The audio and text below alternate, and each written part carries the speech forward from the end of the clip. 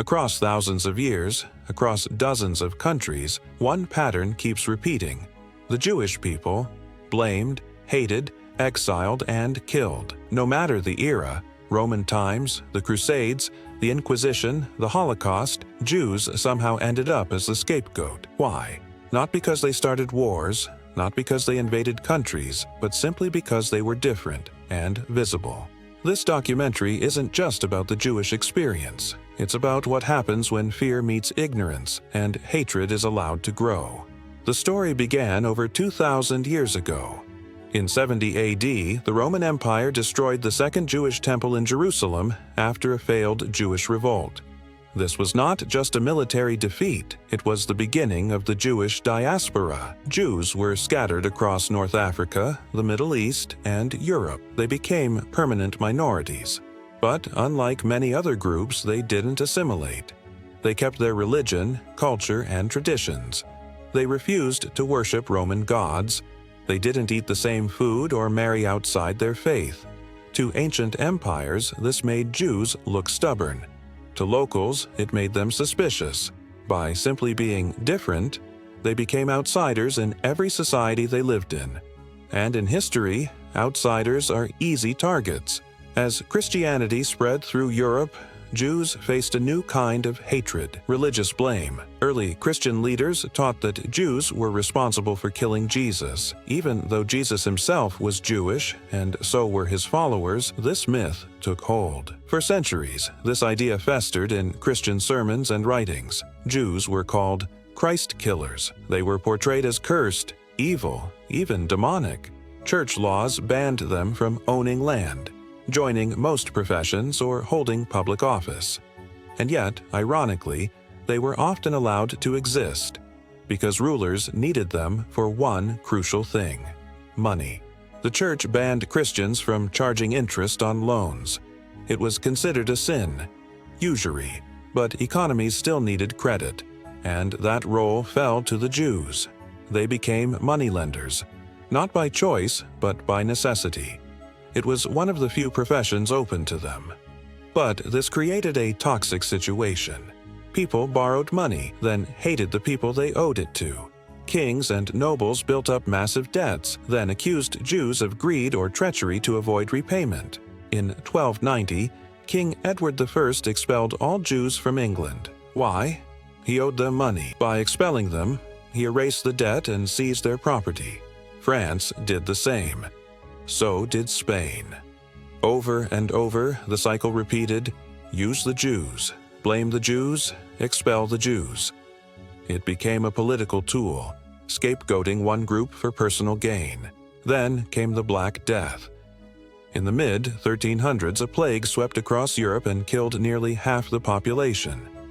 In a world without science or medicine, fear ruled everything. And when people looked for someone to blame, they turned to the Jews. False rumors spread. They poisoned the wells. They made a deal with the devil. They brought this curse upon us. In Strasbourg, hundreds of Jews were burned alive in a single day, without trial, without evidence. In cities across Europe, entire Jewish neighborhoods were destroyed. This was not just ignorance.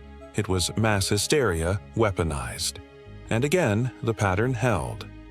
In times of crisis, the Jews were accused of being the cause, not the victims. As Europe modernized in the 18th and 19th centuries, new ideas of race, nationalism, and identity took over, and with it came a new kind of anti-Semitism. Now, Jews weren't hated just for their religion. They were hated for their race. People believed they were biologically different, an alien presence within European nations. Even though many Jews spoke the same languages, fought in the same wars, and paid the same taxes, they were still seen as others. Fake books like the Protocols of the Elders of Zion claimed that Jews were secretly planning to take over the world. It was all fiction, but fiction spreads faster than facts. These ideas laid the groundwork for what would become the deadliest chapter in Jewish history. In 1933, Adolf Hitler rose to power in Germany. He promised to restore the country's pride, economy, and power, and he blamed the Jews for everything that had gone wrong. He didn't just want to remove them from society, he wanted to eliminate them from existence. Laws were passed. Businesses were taken. Rights were stripped. Then came the ghettos, the camps, the gas chambers. 6 million Jews were murdered, systematically and efficiently. This wasn't mob violence. This was bureaucratic genocide. Planned, funded, documented. And the world watched. Too late to stop it. After World War II, the world said, "Never again." The Holocaust shocked humanity. But anti-Semitism didn't disappear. It just changed form. It moved online. It resurfaced in politics. It grew on college campuses, in extremist groups, in conspiracy theories. Synagogues have been attacked. Jewish cemeteries defaced. Old lies have found new homes because anti-Semitism is not just a Jewish problem. It's a human problem.